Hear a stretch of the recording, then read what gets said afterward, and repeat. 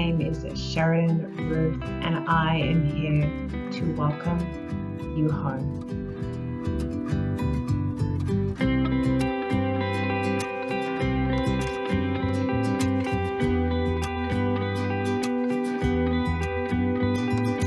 This is the Exposed podcast.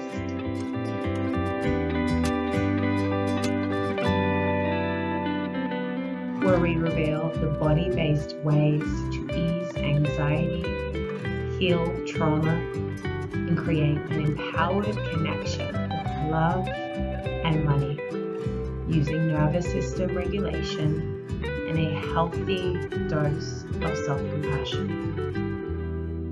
Now, hands up if you would like to make your own personal paradise in an imperfect world, because you and I both know that life has its ups and downs, and we are here to feel at ease while we're managing it all.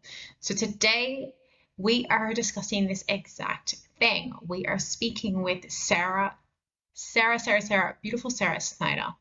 And Sarah is actually a licensed therapist. She's also a registered yoga teacher, and she's an elite embodiment coach. And she has over 20 years of experience teaching teen and adult women how to tune into their mental, emotional, physical, and spiritual body and live from a place of truth, joy, intention, and purpose. So within her wellness practice, she integrates neuroscience, psychology, and yoga to teach ambitious powerhouse women who are mentally exhausted how to optimize their brain and their body for elite performance, health, and balance through her embodied paradise method. In this podcast, we're talking about things such as like how to create your personal paradise. We do a really wonderful breath work. We talk about the stress cycle, how the emotions and the nervous system are connected, and the power and the role of your nervous system, especially as it relates to productivity, being alone, and your to-do list. Really excited for you to check it out. Before you do, if you're on this journey of cultivating more ease and a more resilient nervous system so that you can manage the big stresses of life, such as your partner leaving their towel on the floor, or the biggest stuff like hair loss, grief, trauma, anxiety, OCD, or entrepreneurship, I would love to invite you to book an expansion call. This is a free 30-minute call where you and I sit down and you actually receive some free coaching and support around your unique situation.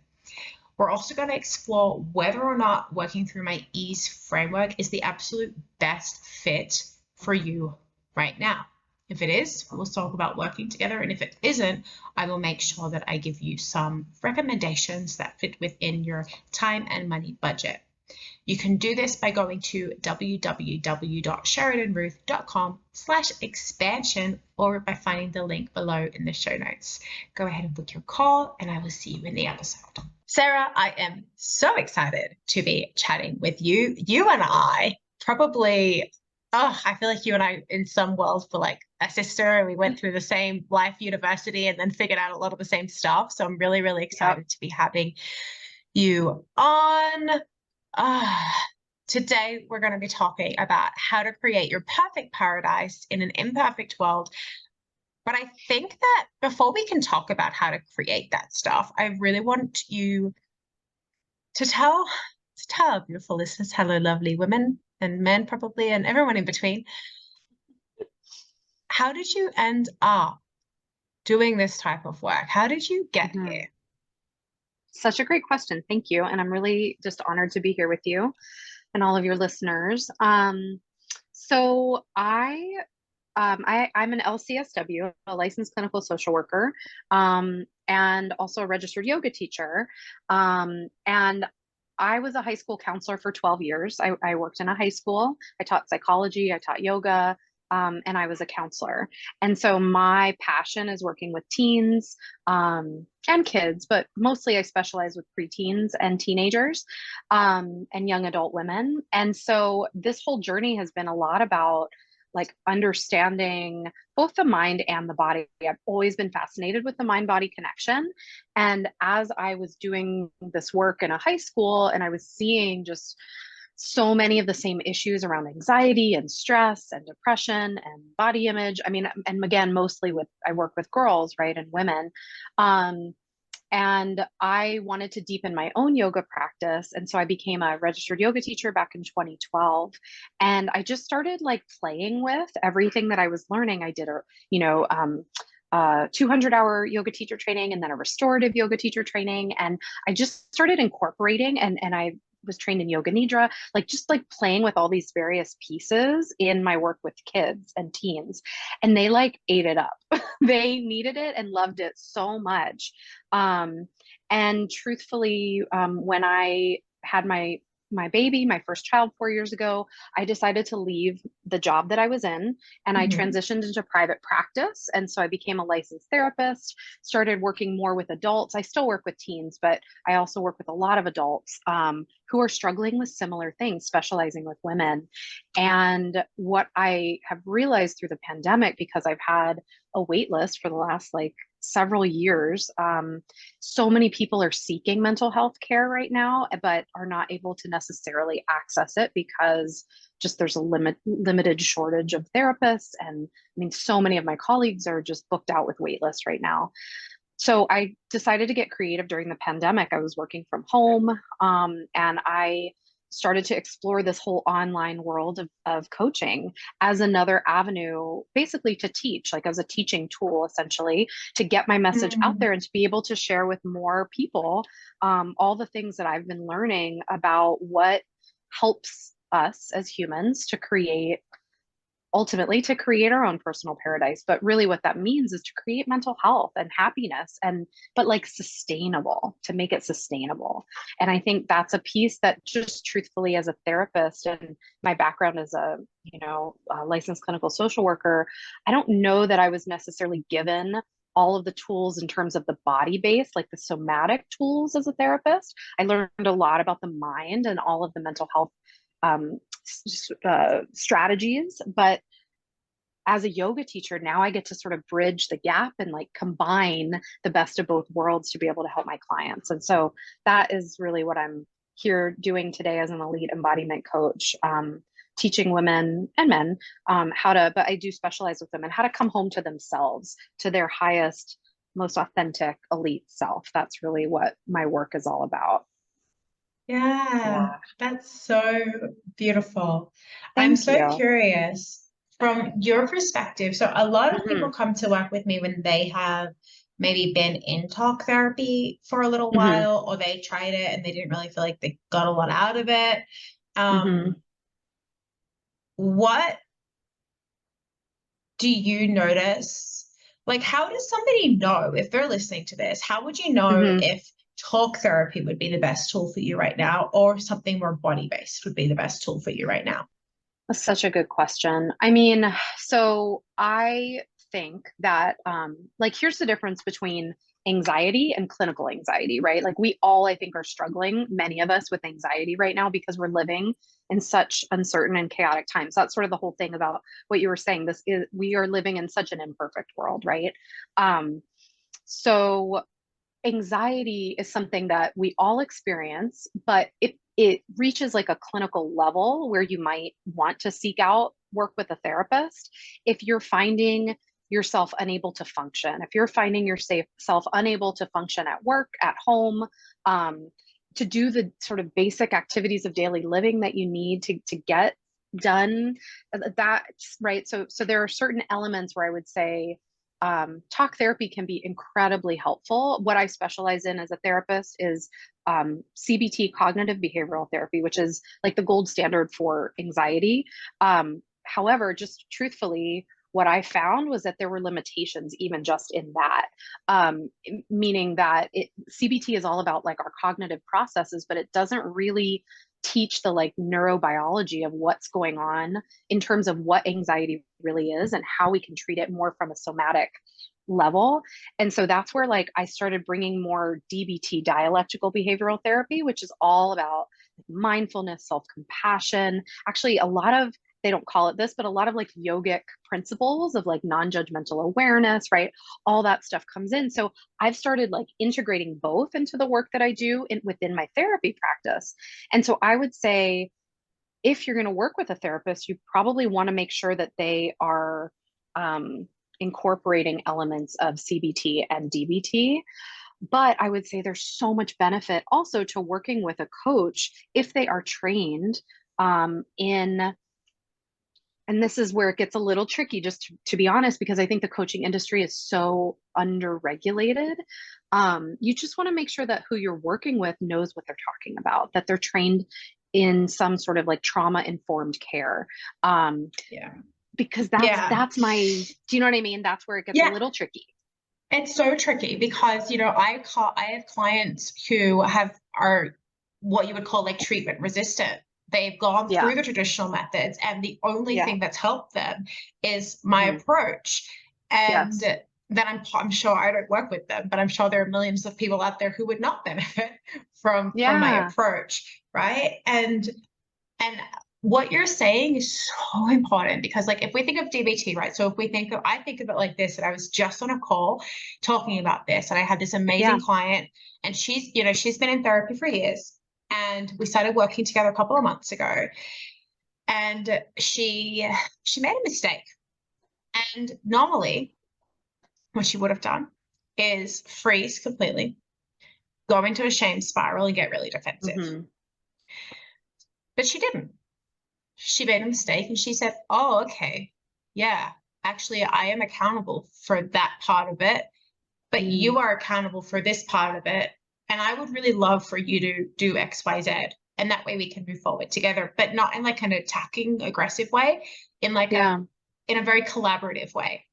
And I looked at that, and what we came to realize was like, because we had injected so much self-compassion, so much forgiveness, and so much Mm. self-love literally into her nervous system. Like, I think of it as like a little injection of a syringe. Injection. I love that. Yeah. Yeah, like we're injecting it into her Mhm. system because she kept coming to her sessions and practicing and practicing, and we kind of like injected it into her system.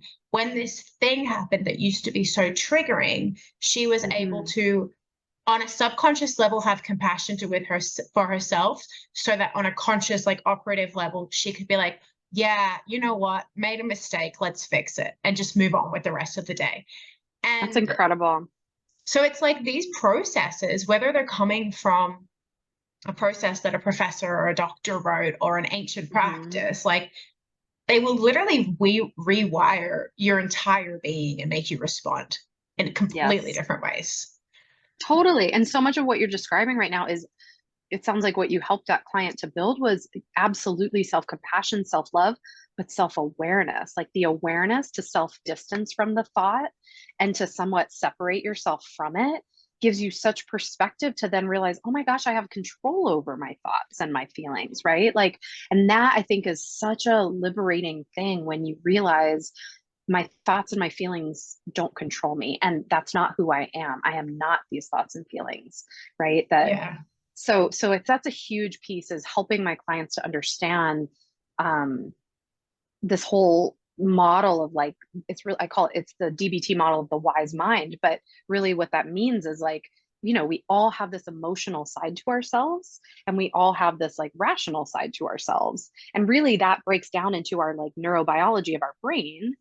And where we want to operate from is like an overlap of the two. It's like the wise mind, the wise self, the part of us that can recognize, yes, okay, that's my emotional self talking. My rational self is going to come in and be able to say, okay, let's take some deep breaths now. Or, oh, there's that pattern again. Right. And then now we're operating from wise mind, where it's like we're not wrong for being in one or the other, but we're simply just in acceptance and in acknowledgement of what is, right? It's totally different experience.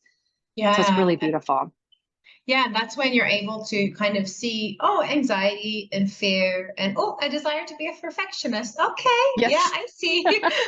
Mhm, So mhm. much so. So many of my clients, that's what they, I mean, just to be honest, like the pattern that I see in my clients and the women who seek me out are patterns of perfectionism, people pleasing, codependency, and maybe you have similar in terms of what you're seeing, but it's all anxiety. It's all rooted in nervous system dysregulation Yeah, is what it it comes down is. to. It is. When we say, like, I will talk about till the cow comes home. Like, your nervous system, when it is regulated, 90% of your problems disappear. Like, what's that Hmm. song? It's like yeah. Yeah. And right. Yeah, So can you talk about your perspective with the nervous sure. system and like what is it? Can you say in your words, what does it mean to be regulated? Why do we need to know Hmm. about that? What's your thoughts? Yeah, absolutely. So, yes, I mean, I agree with you 100%. 90% of our problems, honestly, in the world would be solved if we were all emotionally regulated, In the right? world. Yeah, Yeah, yeah. absolutely. So part of, yeah, I mean, so basically the way that I explain this is, our nervous system is, I think, brilliantly built in that if you think of our body like a car, we have an accelerator and we have a brakes, right? So the accelerator is like the sympathetic nervous system. It's the part that revs us up. Everything starts to speed up in our body. It's like breathing, heart rate, perspiration, all the things that would prepare us for a fight or flight situation, an emergency, right? Which we need, evolutionarily, we need to prepare us for survival. The problem is that we aren't living in ancient times anymore. So we're not necessarily needing to operate from that like adaptive evolutionary place, but our body still responds in that way. So, in other words, it's almost like our body sometimes, especially if there's a history of trauma, it's like our body is responding and misperceiving stimuli as if there's a threat in the absence of a threat. And so the good news is that we also have the opposite part of the car of our nervous system, which is the brakes, the parasympathetic nervous system. And what we have to do is learn how to rebound between the two. It's like building this like resilient adaptability to stress, essentially. So we learn how to and the beauty of it all, which I'm sure you teach as well, is learning how to stimulate with the vagus nerve, which I think is the key to mental health. It's literally learning. So the vagus nerve, is the longest nerve in the body, innervates so many of like all of our internal organs, runs all throughout the body. And what most people don't realize is that when we take really deep, slow, long exhalation breaths, it stimulates the vagus nerve. And that sends the message to the brain, which basically slows the fight or flight response. So it's like applying, rather than stepping on the accelerator, it's like, no, now we start stepping on the brakes. The brain slows down the fight or flight and activates the parasympathetic rest and digest relaxation response. And so a lot of what I teach essentially are tools for stimulating the vagus nerve in a natural way. They're basically, I call them neuro hacks, but just simple ways to stimulate that vagus nerve so our body can learn how to like rebound from stress. So we're not just like walking balls of anxiety all the time.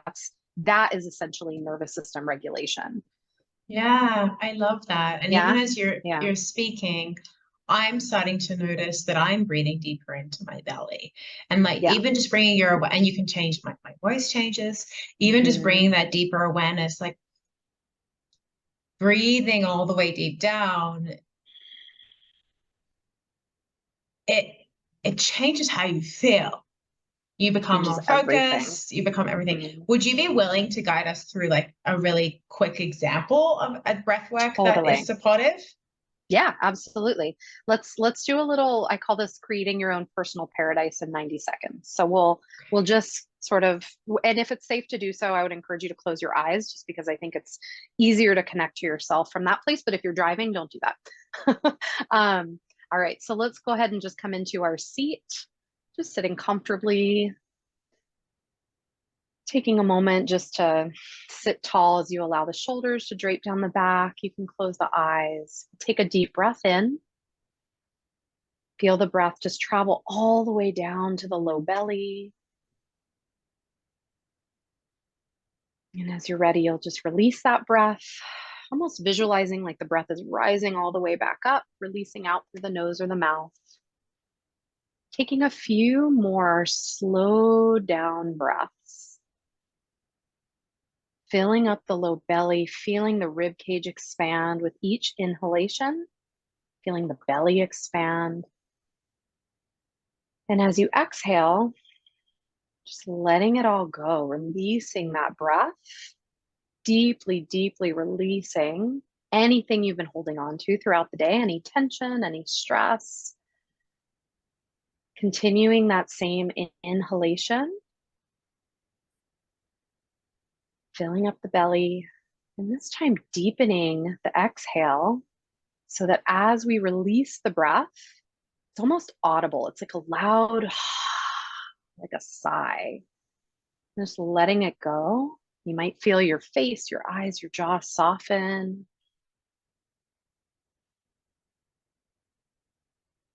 Continuing that cycle of breathing in, allowing the breath to ground you and to root you into your low belly. And on the exhale breath, just letting it go, allowing that release, that sigh to be almost audible. Just a loud, luscious exhalation breath.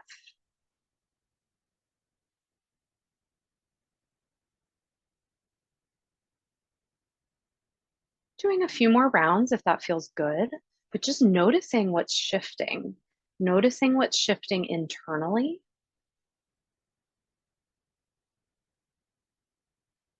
You might notice that the mind becomes quieter, the body feels a little bit calmer. If you start to yawn, that's actually a good sign. That means we're activating the parasympathetic nervous system. And then just allowing the breath to be natural as you take a moment to just be in your body, connecting to all of your senses, noticing the seat that you're sitting in, feeling the pressure of the seat on your back, on your thighs, feeling the safety of your seat, noticing any sounds that you're hearing in this moment, any smells, any tastes. And as you feel ready, slowly take your time, we'll open the eyes. And just notice the sensation of sight, right? Just being present. So it's more like this just open eye kind of grounding moment, just to connect with our environment, noticing without judgment. It's this beautiful experience to become an observer of our environment. So often we go through the whole day without really being present, right? So just like noticing, looking around, being mindful, being present.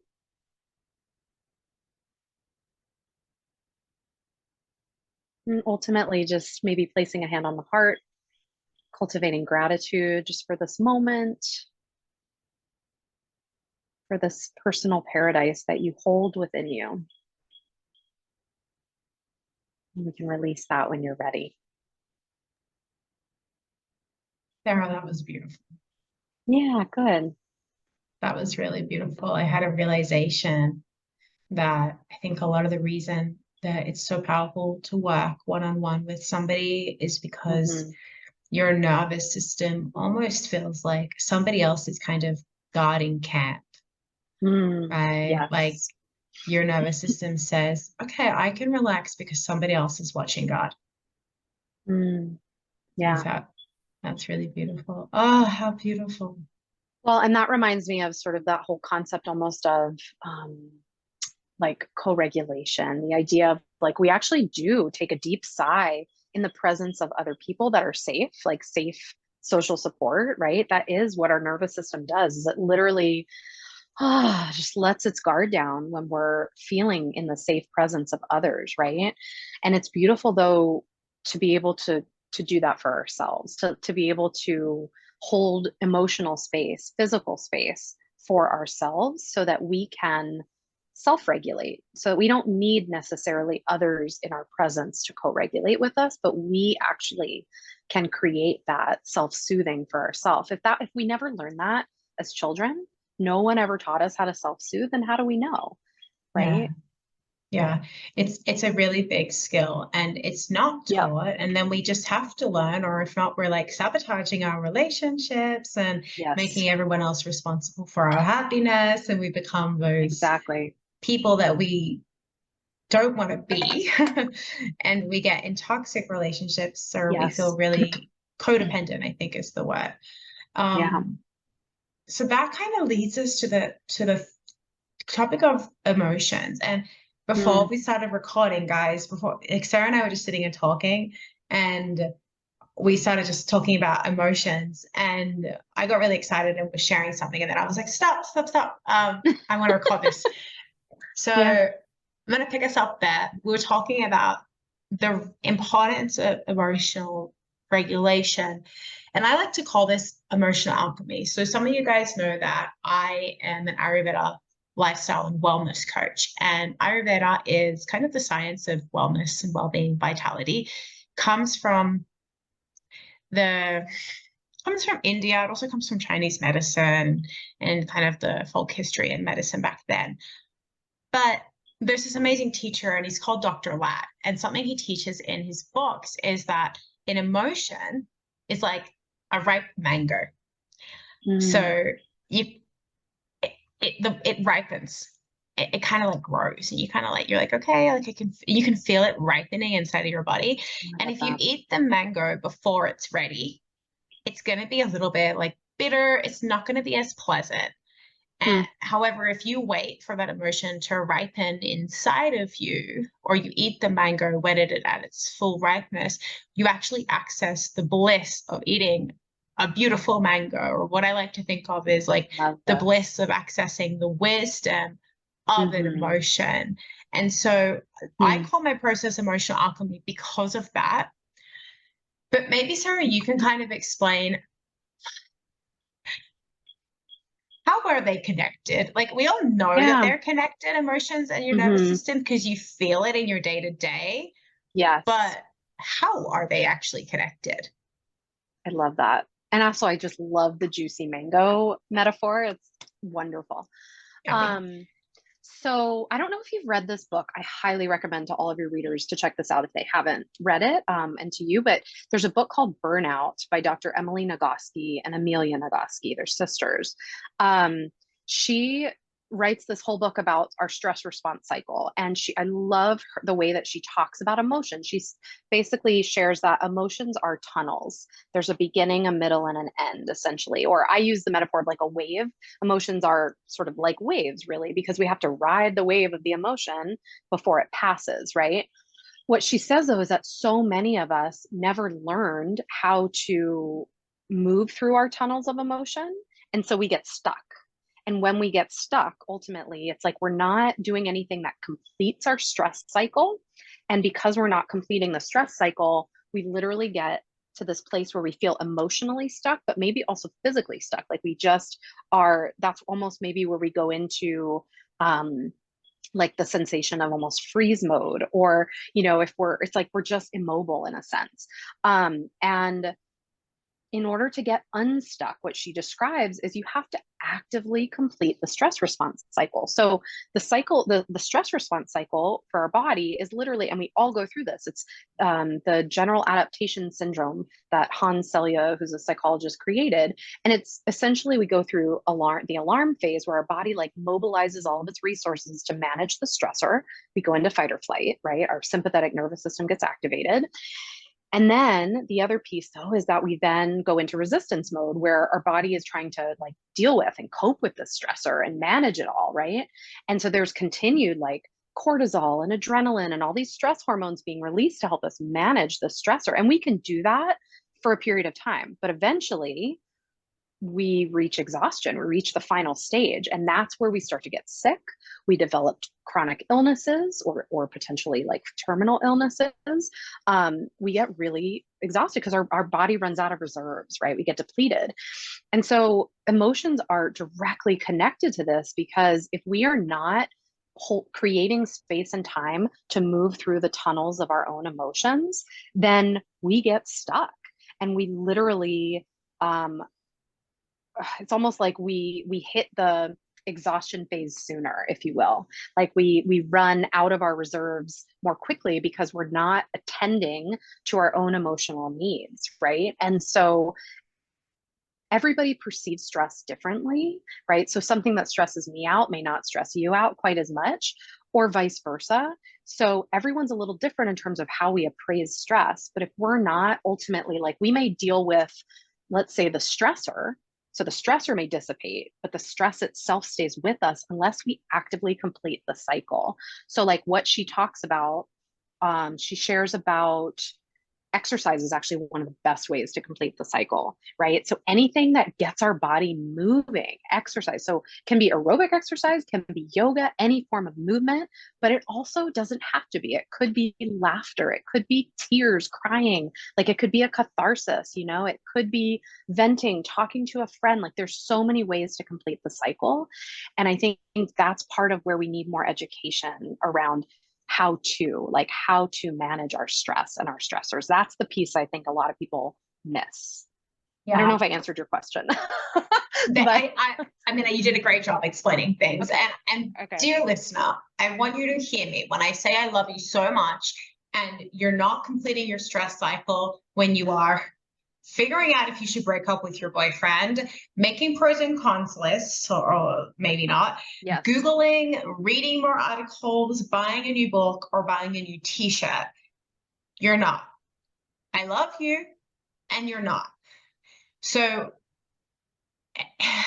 and sometimes even when you're speaking to your mom, you're not completing your stress cycle, because sometimes you just gotta like pull it into the body and go for a run or have a good cry. And when you're at the gym and you're on the treadmill and all of a sudden you feel like crying, well, yeah, that's your body completing its cycle. And it doesn't even need, you don't even need to know why you have these emotions. You could be picking them up from the people around you. You could be picking them up from recent events. You just need to know that they're there and they're asking to be experienced. You experience them, and then the wisdom will be plopped down in your hand. And honestly, sometimes there's also no wisdom. Yeah. Sometimes we're just emotional beings, and you're like, well, that was a Wednesday. So Yeah. Exactly. Yeah. So my dear, beautiful, beautiful listener, you know when you're like squirming your way out and not completing your cycle. And that's okay. But you can also complete your cycle. There are ways to do it. There are so many amazing ways to do it. Okay. I know there's like so much there. There's so much there. There's so much there. And I also started talking half an hour ago about a specific topic, and I haven't even asked you this question. So here we go. That's okay. That's okay. Before we wrap this episode up, I'm going to take a few minutes to share with you an invitation that will support you in taking this work deeper. There could be various reasons why you're here listening today. Perhaps you are a client, a friend, or a colleague. Maybe we just found each other, or maybe we've known each other for a while. What I know to be true is that you're likely here because you're ready to develop the tools to bounce back from the difficulties of life quickly and with more ease by having the tools to regulate your nervous system and find inner peace instead of inner conflict for good. You know that you are ready to say goodbye to the nagger inner critic voice telling you how you should be, or getting stuck in the endless what ifs of anxiety. You're ready to know how to set boundaries with your loved ones in a way that increases the love, trust, and connection and doesn't just feel like isolating walls. And you are ready to finally increase your resilience and your body's ability to feel more in control of your big emotions without trying to manipulate them, so that you can find your innate wisdom. You're ready to finally celebrate the growth of your relationship or your business without experiencing shame and guilt, even though you're experiencing quicker success than those around you. I support all of my clients in this through a framework of nervous system regulation, emotional alchemy, and self-trust cultivation. And this podcast is just the tip of the iceberg. This is why I'm extending an invitation for you to book a free expansion call, where on this call, we will dive even deeper into exactly what you need to go from feeling overwhelmed, managing big emotions, and falling into anxiety or depression as a result, to having the tools to regulate them quickly and with ease. In this free 30-minute call, you will receive free coaching and support around your unique personal situation. And we will explore whether or not coaching is going to be the best fit for you at this time. Some of the results that Some of the results the clients have achieved after just their expansion call are deep acceptance of their differences, so much that when they share their story now, they attribute most of their self-acceptance to this one 30-minute call, or signing a client right after the call because they leaned into the embodiment work, or feeling deeply seen and understood so much that now when they go to ask their partner for a hug, they no longer feel needy when they're doing it and they get the hug. Or switching one habit that they had when communicating with their partner for another and witnessing more harmony and peace in the relationship instead of resentment and nitpicking. And you deserve this too. So you will find the link in the podcast notes to lock your free call in ASAP. When you book this call, you can expect to walk away with clear, tangible ideas on how to apply this work to your life, and you'll decide if you would like to work with me one-on-one in the process of becoming more resilient and regulated. Having all of this foundational information, how on earth, Sarah, does one cultivate their perfect paradise in an imperfect world? How do we actually do? Yes, I love it. So one of the things that I have developed as a result of my training and the work that I've been doing with women, and actually this came to me, it's kind of connected to what you were just saying, because I think that part of the issue here is that we are taught by society, especially as women, to do more. We're taught that we need to fill our day with like more tasks, more to-dos, more, right? And that to achieve mental health, we need more self-help books and, more things that we need to be doing. The reality is that actually what we need is to slow down. We need to create time and space to prioritize ourselves. And that is a struggle for so many of us. So many of us avoid being alone with ourselves. We avoid the emotional experience. We avoid us and we instead turn to like mindless, shopping, social media scrolling, substances, food, all the things that could be distractions. And so what I teach and what I've developed is called the Embodied Paradise Method. And essentially what it means, so the idea of creating your own personal paradise, we have to start with the body first, because ultimately, if we can't calm the body down, the mind certainly can't calm down, right? When we talk about like what is stress and anxiety, really it's our body just being in this sympathetic nervous system, like hyper arousal. We can't get out of it. So we have to start in the body. So creating our own personal paradise is all about learning how to self-soothe, learning how to prioritize space and time so that we can learn simple practices. I call them neuro hacks. They're basically ways to like activate your nervous system so that you can shift out of stress mode, fight or flight, into parasympathetic rest and digest. Some of the simplest ways to do that are through breathing. But some of the tools that I've learned as a yoga teacher, and I'm sure you have too, right, are restorative yoga poses. Like, I can't even tell you. I mean, legs up the wall is like changed my life, but truly, I'm like recommending that to everyone. I go traveling, I'm like, everyone, put your legs up the wall. Legs up the wall and yoga nidra, I prescribe as if it was literally, it's like a holistic prescription for anxiety, depression, chronic pain, all the things, insomnia. So I teach my clients how to use some of these tools. And I do have free resources. So on my website, aboundingcircles.com/resources, you'll find a free yoga nidra. You'll find some of the restorative poses. Like, I want more people to know how to do this stuff and access it. So that's the first piece, is creating your own personal paradise is all about learning how to calm the body, self-soothing through this like expansive nervous system regulation, right? And then we learn how to quiet the mind using what I call conscious reframing.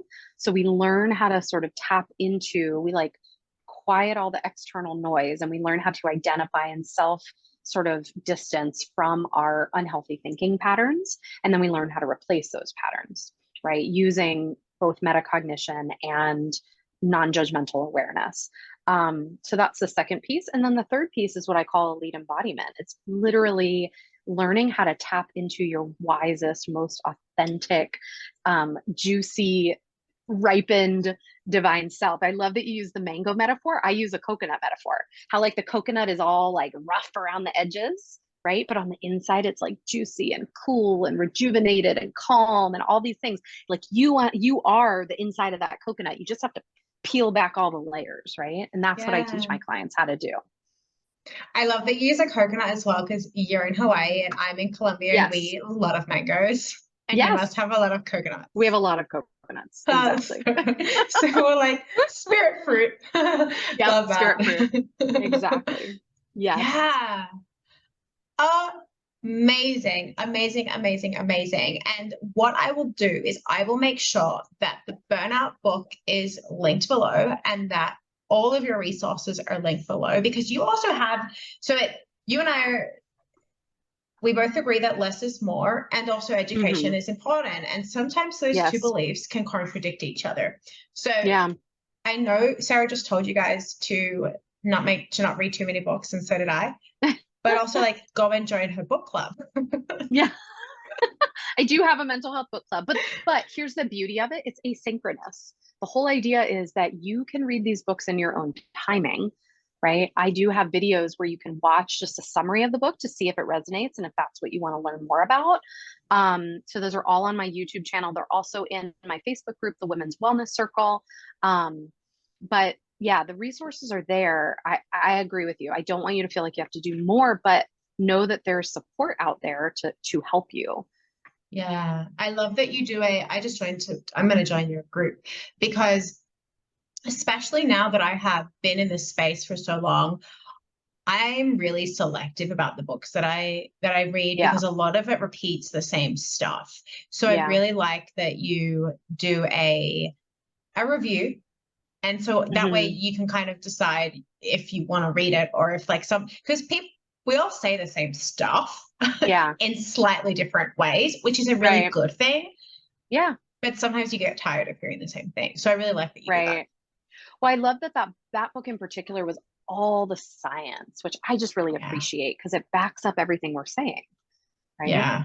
Yeah. Our skeptical minds are really grounded in the science. And see, that's the thing. When your mind has an anchor, Hmm. it helps those parts of you kind of step back and say, okay, you can assimilate and understand this. You Yep. can reap the benefits of it because we've taken the logical mind and given it an anchor. And so it's like, Hmm. okay, yes, I'll take it. Yeah, which is Well, and important. sometimes we just don't have the language. Like sometimes it's learning the language for the emotional alchemy, as you call it. Like if we don't have the language for understanding our emotional experience or our thoughts, then it's very hard to make changes to it. But once we put words to it, whether that we learn it from a book or we learn it from a coach or a therapist, it's like then we can actually start to make behavioral change. Yeah, Yeah. yeah, absolutely. How Yeah. wonderful. Is there anything that you want to leave our lovely listeners with? A piece of Mm. wisdom, invitation, any last thing that you would like to share or say? Yeah, I mean, I think I would just say, if you want more, like if you want to dive deeper into any of the things that you've heard, um, know that there are, like, as I said, I mean, my goal is to just disseminate as much information as possible. So I have loads of free trainings, pranayama, breathwork trainings, within my women's wellness circle, as well as my YouTube channel. You can check all of that out. I also literally walk my clients through these free trainings, ways to use conscious reframing, I think I even have some free, like, restorative um, yoga practices out there. There's just so much stuff that I want to be able to offer and provide. And I think the most important thing, like, if you just take one little nugget of information, it's that you are enough just as you are. And yes, I want to give you more and I want to give you tools, and that, that I think is the whole goal of this podcast. But really what we're doing is holding up a mirror to you. We're just simply reflecting back what's actually already within you. And I think um, once you tap into that and you learn how to access your own, like you were saying, inner wisdom, your own divine truth, that's when everything changes. And so all these things that we're providing for you are simply It's just like holding up the mirror to you so that we can reflect back really who you are, which is love. Yeah, just little reminders because we sometimes forget. Yes. Yeah. It's good to Yeah. have the reminder. Yeah. Thank you, Sarah, so, so much. You're so welcome.